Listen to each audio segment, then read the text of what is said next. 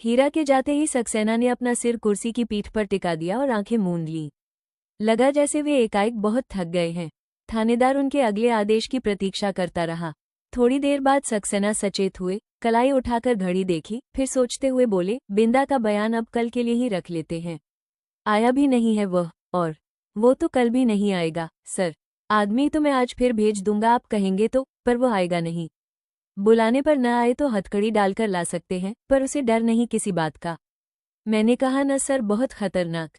ठीक है, कल ही देखेंगे। बिंदा के खतरनाकपने से तनिक भी विचलित हुए बिना सक्सेना ने कहा और फिर अपने साथ आए कांस्टेबल को आदेश दिया कि कागज फाइल समेटे, और एकदम उठ खड़े हुए। यह क्या सर, खाना? खाना यहाँ नहीं। ये कैसे हो सकता है सर? खाने का पूरा इंतजाम किया है आपके लिए। वैसे भी शहर पहुँचते पहुँचते बहुत अबेर हो जाएगी।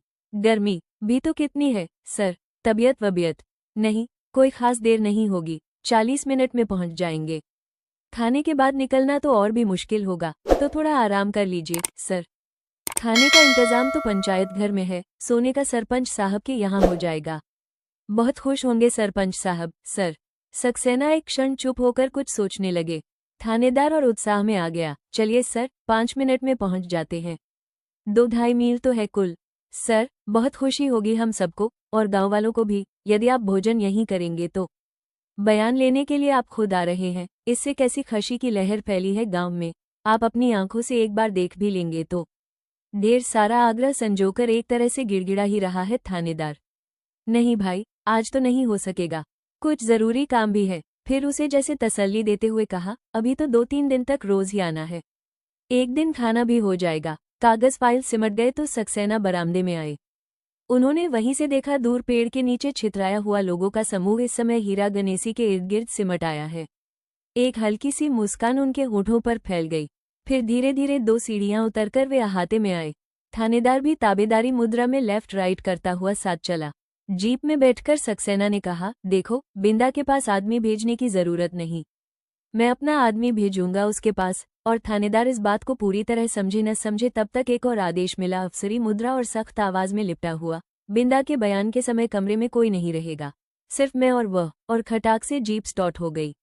भीतर उभरी एक वजनी गाली को वापस ठेलकर मशीनी ढंग से एक जोरदार सैल्यूट मारा थानेदार ने, और जब तक जीप सड़क नहीं ली, उसी पोज में खड़ा रहा।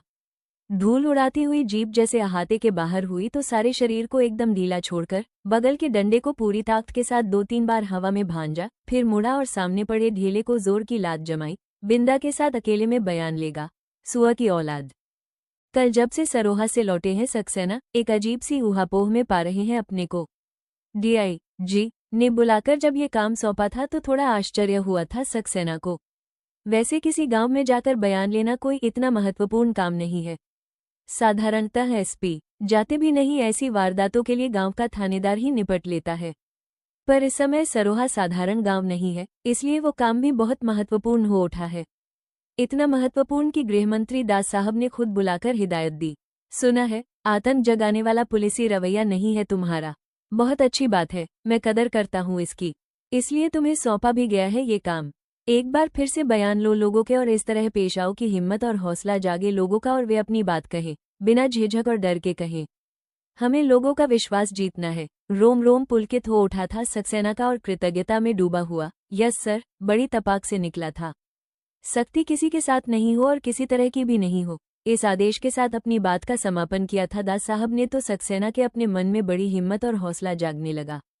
लौटे तो वो बेहद खुश।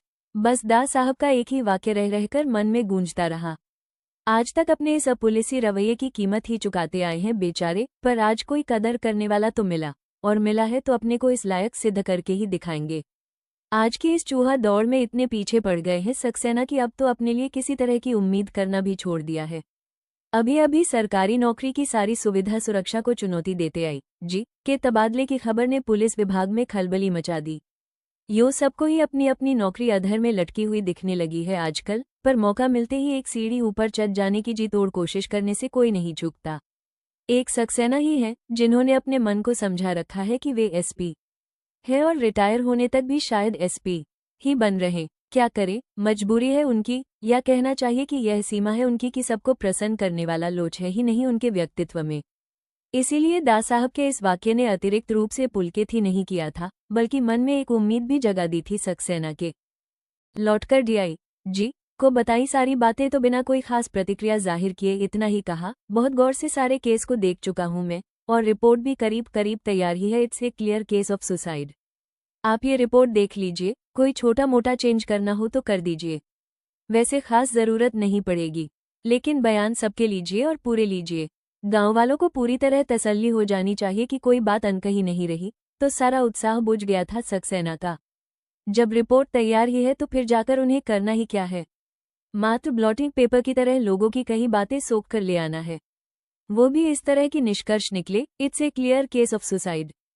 चेहरे का बुझापन छिपा नहीं रह सका। DIG से अपने आदेश में हल्का सा संशोधन करते हुए कहा, अगर कोई नई बात निकलती है, something very important, then we will consider. आदेश और उसका संशोधन दोनों का मतलब समझते हैं सक्सेना। ठीक है, इस बार यही करके आएंगे वे। हमेशा अगर मगर में फंसा उनका मन सामने आए अफसरों को इसी तरह ठुकराता आया है। पर उस सब से हुआ क्या, यही न कि वे खुद ही सबकी ठोकरों में पड़े हैं आज। लेकिन इस बार वे वही करेंगे जो उनसे कहा है दास साहब ने। DIG ने शाम को अकेले में बैठकर 2 पैगे चढ़ाए सक्सेना ने और मन में उगाए सारे मलाल की ऐसी की तैसी कर दी। बात को कहीं से घुमा दो, कैसे भी मोड़ दो और जो चाहे निष्कर्ष निकाल लो, बाएं हाथ के खेल हैं ये सब पुलिस वालों के लिए। मन को सब ओर से निर्द्व बनाकर ही कल वे सरोहा के लिए चले थे, लेकिन हीरा का बयान लेकर लौटे तो भीतर जाने कैसा ममत्व जागने लगा। महेश का यह वाक्य, बस समझ लीजिए सर, हम सब लोगों के जिंदा रहने पर प्रश्न चिन्ह लगाकर वो मर गया, उसके अपने सामने जाने कितने प्रश्न चिन्ह लगाकर खड़ा हो गया। हीरा के इस वाक्य ने बहुत मुलायम रही हमार बेसुआ की चमड़ी, बहुत मुलायम चमड़ी पर 2 दिन पहले चढ़ाए गए पलस्तर को झाड़कर फेंक दिया। नहीं, बेसु ने आत्महत्या नहीं की। आत्महत्या वो कर ही नहीं सकता था, इसीलिए शायद उसकी हत्या की गई। जो भी हो, अब वे इस मामले की तह तक पहुंचेंगे, बाद में जो भी हो, जैसा भी हो। लेकिन सवेरे सवेरे सरोहा के लिए रवाना होने से पहले DIG का फोन आया। फिर एक क्षण ठहरकर आवाज को थोड़ा धीमा करके कहा, और दास साहब भी। Go ahead. Thank you sir. Line काटी और साथ ही थोड़ी देर पहले का संकल्प भी जैसे कहीं से कटने लगा। तो दास साहब के पास उनके काम की और गांव वालों की प्रतिक्रिया की रिपोर्ट पहुंच गई। वे अच्छी तरह जानते हैं कि बहुत चुस्त है दास साहब का विभाग। प्रांत के किस कोने में कहाँ क्या हो रहा है, इसकी विस्तृत जानकारी रहती है उन्हें। दास साहब खुश है और यदि वे खुश ही बने रहे तो उनकी अपनी जिंदगी में खुशियां आने में देर नहीं लगेगी। पर तभी उनके सामने हीरा का कातर चेहरा उभर आया, महेश की नम आंखें उभर आईं। ओ गॉड! और उन्होंने सारी बातों को परे सरकाया और उठकर तैयार होने लगे। रास्ते में वे बिंदा की बात ही सोचते रहे। वो आज भी नहीं आया होगा तो? सख्ती नहीं करनी है, पर उसे लाना तो है ही। थानेदार के हिसाब से वो खतरनाक आदमी है और हीरा के कहे अनुसार बेसु का खास दोस्त। अच्छा किया जो कल उन्होंने थानेदार को फिर से बुलाने के लिए मना कर दिया। वे आज अपना आदमी भेजेंगे, पर ऐसा कुछ भी नहीं करना पड़ा। जैसे ही उनकी जीप थाने के अहाते में घुसी, थानेदार ने एक कड़कदार सैल्यूट ठोका और होठों पर 2.5 इंची मुस्कान फैलाकर सूचना दी, बिंदा आ गया है, सर। कल मैं खुद गया था उसके पास और वो डांट पिलाई की सिर के बल चला आया आज। आप भी जरा सख्ती से पेश आइए। वैसे मेरी डांट से काफी सीधा हो गया है सर, फिर भी कुछ भरोसा नहीं इसका। फिर जरा हिचकते हुए कहा, मैं सोचता हूँ बयान के समय मेरा रहना ठीक ही होगा, सर, थोड़ा काबू में रहेगा। सक्सेना ने जवाब कुछ नहीं दिया, केवल एक बार चुभती सी निगाह से थानेदार को देखा और फिर दूर बैठे झुंड की ओर नजरें घुमा ली। कल की तरह आज भी काफी लोग थे और सब जैसे इसी ओर देख रहे थे। सक्सेना ने वातावरण में कुछ भांपने की कोशिश की, पर ऐसा विशेष कुछ लगा नहीं। आश्वस्त हुए सक्सेना और भीतर आकर कुर्सी पर जम गए। आज जिन लोगों के बयान होने थे उनके नामों पर एक सरसरी सी नजर डाली और आंख के इशारे से आदेश दिया कि कार्रवाई शुरू की जाए। चौकीदार बिंदा के नाम की गुहार लगाता हुआ बाहर दौड़ गया तो सक्सेना ने कहा, आप सब लोग बाहर बैठेंगे, बिंदा का बयान मैं अकेले में लूंगा। दोनों कांस्टेबल तपाक से हुक्म अदायगी की मुद्रा में खड़े हो गए, पर थानेदार ने हिम्मत करके फिर कहा, सर, देख लीजिए वो बहुत टेढ़े आदमियों को सीधा करना जानता है सक्सेना, आप जाइए। आवाज में कोई खास सख्ती नहीं थी, फिर भी भीतर ही भीतर तिलमिला उठा थानेदार।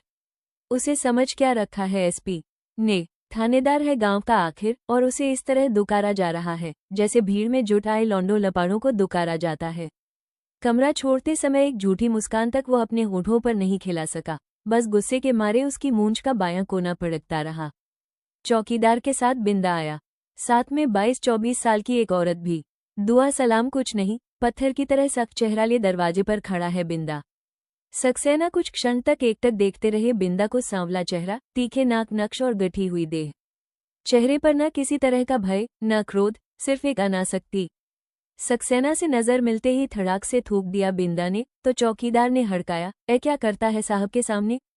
क्यों, थूकना मना है क्या? चौकीदार कुछ और कहता या करता उससे पहले ही सक्सेना ने कहा, भीतर आओ, और हाथ के डंडे से ही चौकीदार को बाहर जाने का इशारा किया। ये भी आएगी, छोड़ नहीं रही है मुझे 1 मिनट के लिए अकेला। फिर मन ही मन में भुनभुनाते हुए बोला, खा जाएगा जैसे मुझे कोई औरत है तुम्हारी। इस बार औरत ने स्वीकृति में सिर हिलाया और चेहरे पर एक याचना भरी कातरता उभर आई उसके। थोड़ा सा सरक कर वो बिंदा से एकदम सट सी गई। ठीक है, आने दो इसे भी। बिंदा ही नाम है तुम्हारा? बिंदेश्वरी प्रसाद। आवाज में कड़क और एक एक अक्षर पर जोर। पता नहीं क्यों सक्सेना को बिंदा का ये लहजा अच्छा लगा, अपने लिए चुनौती सा। कल तुम्हारा बयान होना था और तुम नहीं आए, क्यों? बिंदा कुछ कहता उसके पहले ही रुकमा बोली, शरीर ठीक नहीं था इनका, ताप चढ़ा था। कैसे आते? प्रश्नवाचक चिन्ह उद्धरण। मत झूठ बोल, डर पड़ा है किसी का? डपट दिया बिंदा ने, फिर सीधे सक्सेना की ओर देखकर कहा, हाँ, नहीं आया।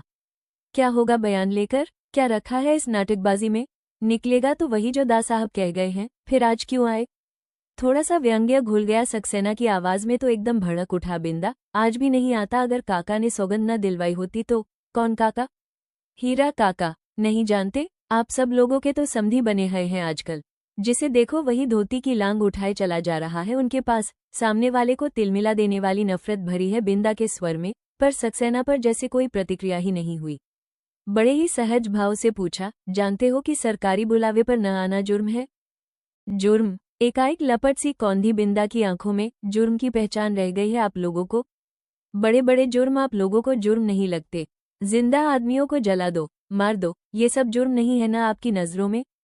आंखों के डोरे सुर्ख हो आए और कनपटी की नसें फड़कने लगी बिंदा की। रुकमा ने उसके आवेश पर अंकुश लगाने के लिए कसकर उसकी बांह पकड़ ली। भय से उसका चेहरा जर्द पड़ने लगा, पर सक्सेना के चेहरे पर फिर भी कोई विकार नहीं आया। है, इसीलिए तो यहाँ बैठकर तहकीकात कर रहा हूँ। तहकीकात क्यों कहते हैं? कहिए, बेवकूफ बना रहे हैं सबको। और बिंदा का चेहरा और स्वर बुझ सा गया। याचना भरे स्वर में उसने कहा, क्यों झूठ मूठ गाँव वालों के साथ मजाक कर रहे हैं? दास साहब से लेकर आप तक की शतरंज में आज बेसू की मौत का मोहरा फिट बैठ रहा है, इसीलिए इतने जोर जोर से तहकीकात हो रही है। बड़े प्यार से बुला बुलाकर बयान लिए जा रहे हैं, पर होना जाना कुछ नहीं है। फिर एकाएक आवाज को सप्तम स्वर पर ले जाकर चिल्लाया, क्या हो गया है आप सब लोगों को? कोई ईमान धर्म नहीं रह गया है किसी का भी? लानत है सब पर।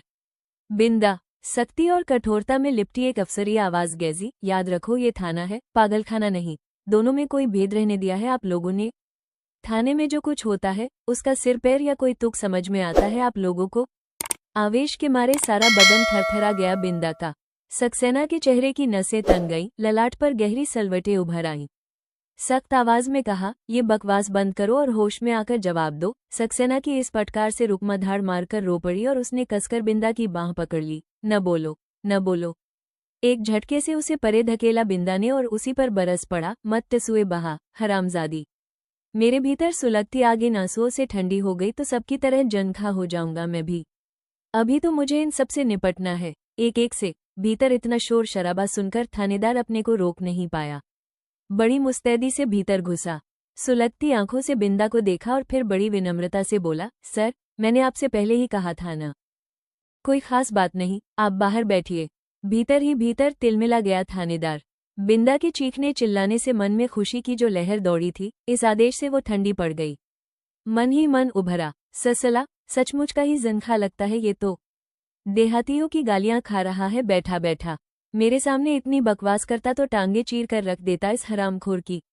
रुकमा ने कसकर अपने होंठ भींच लिए और सक्सेना एकटक बिंदा के चेहरे को देखता रहा, उसकी कनपटियों की पड़कती हुई नसों को देखता रहा। 2 मिनट तक एक अजीब सा सन्नाटा छाया रहा कमरे में। बिंदा, मैं तुम्हारे साथ शराफ्त से पेश आ रहा हूं और उम्मीद करता हूं कि तुम भी शराफ्त से ही पेश आओगे। अफसरी रौब और गरिमा में लिपटे इस वाक्य में ऐसा कुछ था कि बिंदा ने नजरें उठाकर सक्सेना के चेहरे पर टिका दी, पर बोला वो कुछ नहीं। बिसु तुम्हारा दोस्त था ना? खास दोस्त? नहीं, दुश्मन था। दुश्मन? और नहीं तो क्या, जो आदमी बीच में ही दगा दे जाए उसे दोस्त कहेंगे आप? यह वाक्य कहते कहते चेहरे का तनाव और आक्रोश जाने कहाँ धुल गया और एक अजीब सी मायूसी पुत गई बिंदा के चेहरे पर।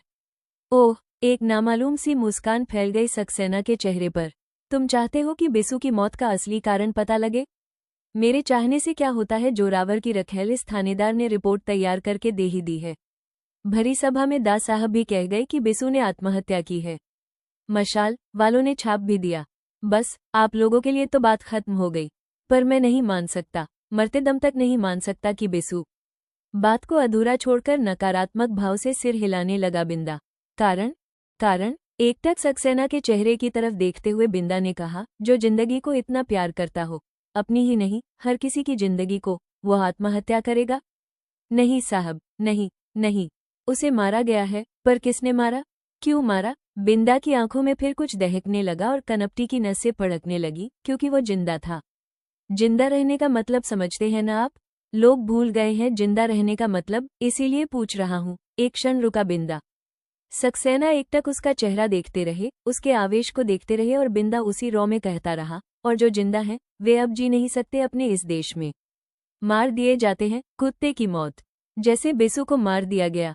सोच सोचकर ही दिमाग की नसें फटने लगती हैं, और सचमुच ही बिंदा ने दोनों हाथों से कसकर अपना माथा पकड़ लिया। रुकमा बिंदा की पीठ सहलाने लगी और बड़ी याचना भरी दृष्टि से उसने सक्सेना की ओर देखा। भीतर ही भीतर उभर आई खींच पर जैसे तैसे नियंत्रण पाकर सक्सेना ने कहा, देखो बिंदा, कहने सुनने में ये बातें बहुत अच्छी लग सकती हैं, सुनने वालों के जज्बात भी उभार सकती हैं, पर मैं पुलिस का आदमी हूँ। मेरे लिए इनका कोई मतलब नहीं। कानून के सामने यह निरी बकवास है, समझे?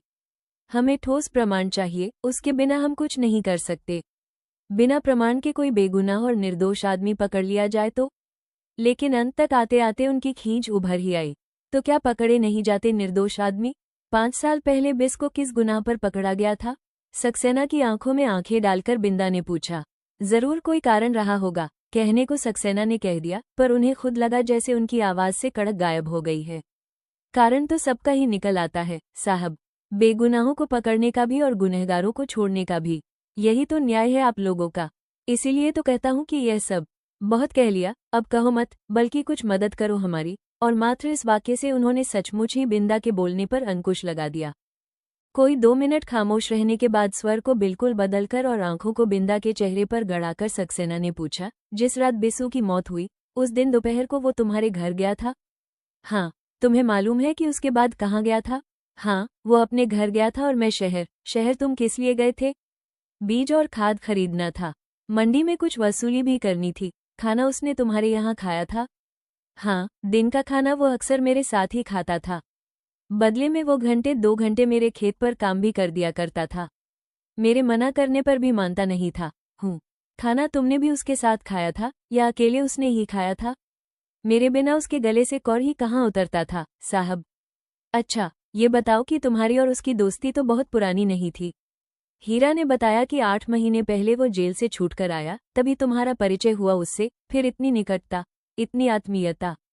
नजरों में एक खास तरह का पैनापन उभर आया सक्सेना की। पर उससे एकदम बेखबर बिंदा ने कहा, महीनों से क्या होता है साहब, ये तो मन मिलने की बात है। हमको तो खरा आदमी मिल जाए तो एक दिन में उसके गुलाम हो जाएं। देखने को भी मिलता कहाँ है आजकल खरा आदमी। फिर रुकमा की ओर देखकर बोला, ये जो औरत है न साहब, बेहद बदज़बान और बदमिजाज है। कोई आदमी बर्दाश्त नहीं कर सकता ऐसी औरत को।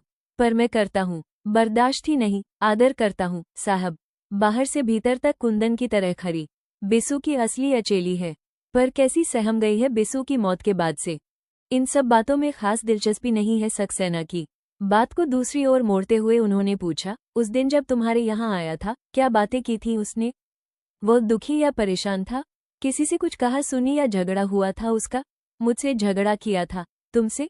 किस बात पर? ललाट पर सलवटें उभर आई सक्सेना के। दिल्ली चलने के लिए। जब से उसने आगजनी के घटना के प्रमाण जुटाए, वो पागलों की तरह पीछे पड़ा हुआ था दिल्ली चलने के लिए। मैं यही कहता था कि अब कुछ नहीं होने का। जब सरकार ही सारी बात को दाब ढांक रही है तो मेरे तेरे भाग दौड़ करने से क्या होगा? जैसी यहाँ की सरकार, वैसी दिल्ली की सरकार। हमने तो सबको देख लिया साहब, एक वो शराबी सरकार थी, एक ये पेशाबी सरकार। ससुरे सब एक से। बिंदा। सक्सेना ने अंकुश लगाया इस अनर्गल प्रलाप पर। वापस लाइन पर आते हुए बिंदा बोला, कहा ना साहब, बस एक ही धुन थी उसको, जब तक असली मुजरिम को नहीं पकड़वा दूंगा मैं चैन से नहीं सो सकूंगा। विंदा पर किसी ने ऐसा सुलाया उसे साहब कि अब तो वो चाहकर भी नहीं उठ सकता। फिर एक गहरी निश्वास छोड़कर बोला, वो तो सो गया साहब, पर अपनी सारी बेचैनी मुझे दे गया। अब जब तक असली मुजरिम को पकड़वाने की उसकी आखिरी इच्छा को पूरी नहीं कर देता, मैं चैन से नहीं सो पाऊंगा। पहली बार स्वर भीग गया बिंदा का। क्या प्रमाण जुटाए थे उसने? अगर ऐसे प्रमाण हैं तो पुलिस को दो, वह नए सिरे से सारे मामले को। नहीं, कुछ नहीं करेगी यहाँ की पुलिस, कभी कुछ नहीं करेगी। करना होता तो पहले ही नहीं करती। कैसी बातें करते हो, बिना प्रमाण के कर ही क्या सकती है पुलिस? क्यों, कानून और पुलिस के हाथ तो बहुत लंबे होते हैं। केवल गरीबों को पकड़ने के लिए? कानून के लिए अमीर गरीब कुछ नहीं होता, डपटते हुए सक्सेना ने कहा। झूठ बात है ये, सरासर झूठ। एकदम चीख पड़ा बिंदा और उसकी आंखों के डोरों में फिर सुर्जी उभर आई। सीने पर हाथ रखकर पूछिए अपने आप से कि कितनी सच्चाई है आपकी बात में। इस प्रश्न से भीतर ही भीतर क्षण भर को असहज हुआ इस सक्सेना, पर मन का भाव चेहरे पर नहीं आने दिया। निहायत अफसरी लहजे में इतना ही कहा, बिसु के मामले में तुम कोई ऐसा प्रमाण या संकेत दे सकते हो जो हमें आगे बढ़ने में मदद दे सके? बिंदा एकटक सक्सेना के चेहरे को देखता रहा, मानो समझने की कोशिश कर रहा हो कि जो कुछ सक्सेना कह रहे हैं वे मात्र शब्द हैं या उनका कोई अर्थ भी है। फिर धीरे से बोला, उस दिन शाम को 8 बजे पुता की दुकान पर चाय पी थी बिसु ने। कोई 2 लोग उसके साथ थे। पुता कहता है उसने उन आदमियों को कभी गांव में नहीं देखा। कौन थे वे आदमी, कहाँ से आए थे, क्यों आए थे? थानेदार ने बयान तक नहीं लिया है पुता का और आप कहते हैं कि असलियत का पता। मत बोलो, मत बोलो। एकाएक बिंदा की बांह झकझोर कर रुकमा रोने लगी। नहीं साहिब, इन्हें कुछ नहीं मालूम। ये तो उस दिन यहाँ थे ही नहीं। बस, आप अब इन्हें छोड़ दो। इन्हें किसी ने कुछ कर करा दिया तो मैं कहाँ? प्रश्नवाचक चिन्ह उद्धरण। चुप कर, बुक्का मत फाड़, बांह छुड़ाने की कोशिश करते हुए बिंदा ने फटकारा। नहीं, मैं चुप नहीं करूंगी, मैं नहीं बोलने दूंगी कुछ भी। साहिब, हम पर रहम करो। थानेदार हिम्मत करके फिर भीतर घुस आया। सर, पानी पिलाओ इन लोगों को और मुझे भी। रुकमा ने पानी भी नहीं पिया। हाथ जोड़ जोड़कर यही रिर्याती रही, इनसे कुछ मत पूछो साहिब, इन्हें अब छोड़ दो। हमें कुछ नहीं मालूम। जानते हैं साहब, बिसु इसके लिए भगवान था बिल्कुल। वो मरा है तो ऐसे रोई है जैसे ये भी जिंदा नहीं रहेगी अब, और बिसु की मौत के बारे में आज मुझे कुछ सोचने नहीं दे रही है। रुकमा के आंसुओं ने जैसे बिंदा के सारे तैश और आवेश को धो दिया। बहुत ही कातर स्वर में बोला, ऐसा आतंक आपने कहीं देखा नहीं होगा साहब। लोगों के घर, जमीन और गाय बैल ही रेहन नहीं रखे हुए हैं जोरावर और सरपंच के यहाँ, उनकी आवाज और जबान तक बंधक रखी हुई है। कोई चू तक नहीं कर सकता है। उसकी आवाज में फिर आक्रोश घुलने लगा और कनपटी की नसें फड़कने लगी। गुस्से में वह कह उठा, मन करता है फावड़ा लेकर 2 टुकड़े कर दूं जोरावर के, फिर चाहे फांसी पर ही लटक जाऊं। मत बोलो ऐसी बात, भगवान के वास्ते मत बोलो।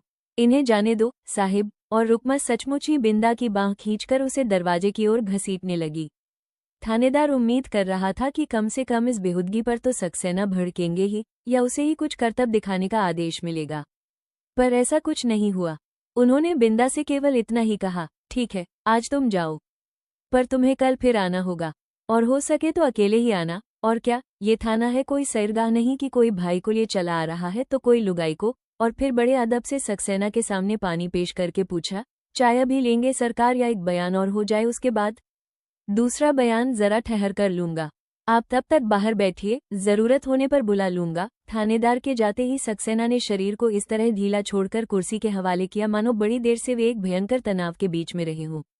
जिन लोगों के बयान होने थे उस सूची में पुता का नाम कहीं नहीं था। उन्होंने वो नाम जोड़ा, कुछ और बातें नोट की और फिर कुर्सी की पीठ पर सिर टिकाकर आंखें मूंद लीं। बिंदा और रुकमा चले गए हैं, लेकिन फिर भी उसकी आवाज, उसका चेहरा, उसका तेवर जैसे वे अपने आसपास ही महसूस कर रहे हैं। इसके बाद 3 बयान और हुए, पर बयान के नाम पर मात्र खानापुरी। बने बनाए प्रश्न और उनके बने बनाए उत्तर जो इस मामले को न आगे ले जा सकते हैं न पीछे, केवल मामले की फाइल को थोड़ा और भारी भरकम बनाने में सहायक हो सकते हैं। मन कहीं से उखड़ गया था सक्सेना का और वे कोशिश करके भी उसे जमा नहीं पा रहे थे। आखिर अपनी कचहरी बर्खास्त की सक्सेना ने आज चाय भी नहीं पी और समय से कुछ पहले ही चल दिए। चलने से पहले सक्सेना ने आदेश दिया थानेदार को, कल चाय की दुकान वाले पुता को भी बयान के लिए बुला लेना। पुता को? इस तरह पूछा थानेदार ने मानो इस नाम का कोई तुक नहीं समझ में आ रहा हो उसके। वो तो चाय की दुकान करता है सर। मैंने भी तो यही कहा है, चाय की दुकान वाला पुत्र बहुत जरूरी है। और खट से वे उठ खड़े हुए। ठीक है सर। और वो सक्सेना के पीछे पीछे जीप तक चला आया। आज जब चाय भी नहीं पी तो खाने के लिए कहने की हिम्मत भी नहीं हुई थानेदार की। इस बिंदा ससुरे ने मिजाज बिगाड़ ही दिया साहब का। आखिर व्हील पर नहीं बैठे सक्सेना, बगल वाली सीट पर बैठे, और जब जीप स्टार्ट होकर अहाते के बाहर निकल आई तो अपना सिर सीट की पीठ पर टिका दिया उन्होंने।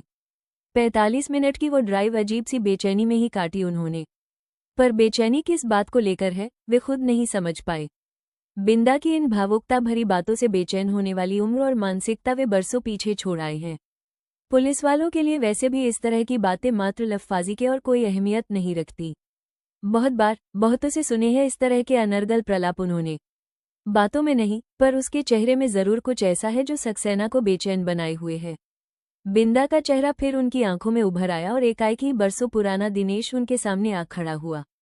सचमुच दिनेश से कितना मिलता है इसका चेहरा, और इतनी देर से बिंदा नहीं, बिंदा की बातें नहीं, वरन अतीत की असंख्य परतों के नीचे दबा हुआ दिनेश ही उन्हें परेशान कर रहा था शायद।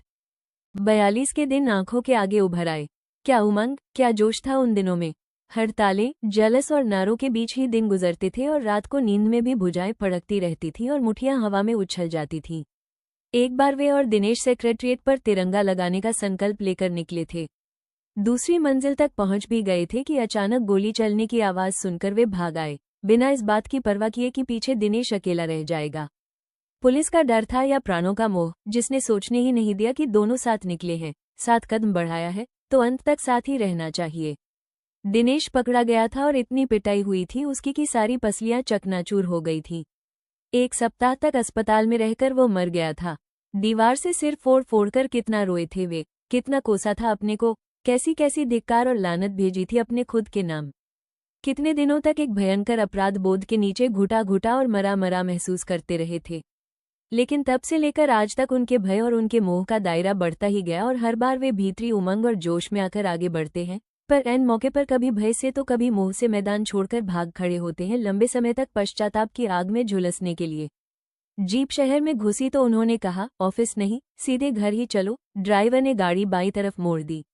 असमय घर आया देख सक्सेना की पत्नी घबरा गई। कुछ वो हवा तो नहीं गया। इन गांव वालों का कुछ भरोसा नहीं, आए दिन तो ऐसी वारदातें सुनने को मिलती रहती हैं। झपटकर वे बाहर निकली, सामने सक्सेना को सही सलामत देखा तो आश्वस्त हुई। आज इतनी जल्दी कैसे आ गए। ऑफिस नहीं गया, सरोहा से सीधा यहीं आ गया, सिर्फ शरबत पिया और अपने ठंडे अंधेरे बेडरूम में पहुंचे। पत्नी से बिना विशेष कुछ बातचीत किए आंखें मूंदकर चुपचाप लेट गए। 2 दिन के बयानों से बाहर की दुविधा एकदम समाप्त हो गई थी। यह आत्महत्या का नहीं, हत्या का मामला है, ए क्लियर केस ऑफ मर्डर। पर सारी दुविधा भीतर सिमट आई थी। उन्हें DIG के आदेश पर चलना है या अपनी रिपोर्ट खुद तैयार करनी है। बिंदा की जिन बातों को भावुकता भरी बातें समझकर वे टालते रहे थे, वे ही बातें हथौड़े की तरह उनके भेजे पर ठुकने लगी। काफी देर तक अपने को ही कुरेदते रहने के बाद उन्होंने भीतर ही भीतर निर्णय कर लिया, निर्णय नहीं संकल्प किया कि जो भी हो, जैसा भी हो, वे इस मामले की तह तक जाएंगे और इस वारदात का रेशा रेशा उधेड़ कर रख देंगे। केवल यही नहीं, बिंदा के पास जो प्रमाण है उनमें कुछ दम हुआ तो पुलिस की फाइलों में गड़ी उस घटना को भी खोद निकालेंगे। शाम को उन्होंने DIG को फोन पर बताया कि गर्मी के मारे भयंकर सिर दर्द होने की वजह से सरोहा से वे सीधे घर आ गए। साथ ही यह भी कि पहली रिपोर्ट तो उन्हें बदलनी ही पड़ेगी, शायद शुरू से आखिर तक। मामला बिल्कुल दूसरी दिशा में जा रहा है। अच्छा। आश्चर्य में लिपटा बेहद ठंडा सा स्वर सुनाई दिया और फिर एक आदेश की, जाने के पहले कल जरूर मिल लेना और बयान की फाइल रात तक किसी के हाथ भिजवा दो। I want to go through it.